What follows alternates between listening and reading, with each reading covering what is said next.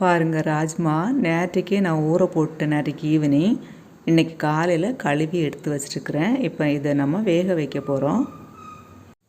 வேக வைக்கும் போதே கொஞ்சம் உப்பும் போட்டு வேக வச்சிடலாம். இப்போ நம்ம ராஜ்மா வேகிற அதே டைமில் நம்ம தாளிச்சுக்கலாம். பேன் அடுப்பில் வச்சு 1 டீஸ்பூன் அளவுக்கு நான் தேங்காய் எண்ணெய் ஊற்றியிருக்கேன். எண்ணெய் காய்ஞ்சதும் கடுகு வெடித்ததும் கறிவேப்பிலை, ஒரு வரமிளகாய், அதிலே கட் பண்ணி வச்சுருக்கிற வெங்காயம், ஒரு பாதி வெங்காயம், பெரிய வெங்காயம் கட் பண்ணி வச்சுருக்கேன். பொடிசாக இந்த மாதிரி கட் பண்ணிக்கோங்க. கொஞ்சம் வதக்கி விட்டுக்கலாம். வெங்காயம் இந்த மாதிரி கொஞ்சம் ப்ரௌனிஷாக வர்ற வரைக்கும் வதக்கிக்கலாம். அதோட போதும், ஸ்டாப் பண்ணிக்கலாம். ராஜ்மா பாருங்கள், நல்லா வெந்துருச்சு. இந்த மாதிரி நீங்கள் எடுத்து ப்ரெஸ் பண்ணி பார்த்தீங்கனாலே தெரியும், நல்லா வெந்திருக்கும். இந்த மாதிரி பாருங்கள், நல்லா வந்துருச்சு நமக்கு.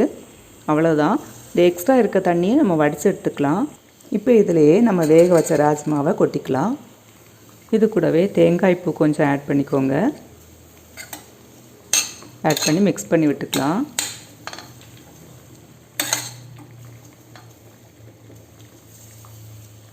அவ்வளோதாங்க, நமக்கு ராஜ்மா சுண்டல் ரெடி ஆயிடுச்சு. இது ரொம்ப நல்லதுங்க, குழந்தைகளுக்கு ரொம்ப நல்லது, பெரியவங்களுக்கும் ரொம்ப நல்லது.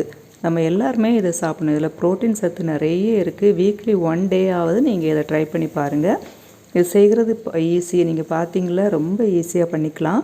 இதே மாதிரி நீங்கள் ட்ரை பண்ணி பார்த்துட்டு இது ஈவினிங் ஸ்நாக்ஸுக்கு, ஸ்கூலில் லஞ்ச் பாக்ஸில் குழந்தைகளுக்கு ஸ்நாக்ஸ் டைமுக்கு சாப்பிட்றதுக்கு அந்த மாதிரிலாம் நீங்கள் வச்சு அனுப்பலாம். இதே மாதிரி ட்ரை பண்ணி பார்த்துட்டு எனக்கு கமெண்ட் பண்ணுங்கள். தேங்க்யூ ஃபார் வாட்சிங். நெக்ஸ்ட் வீடியோவில் சந்திக்கலாம்.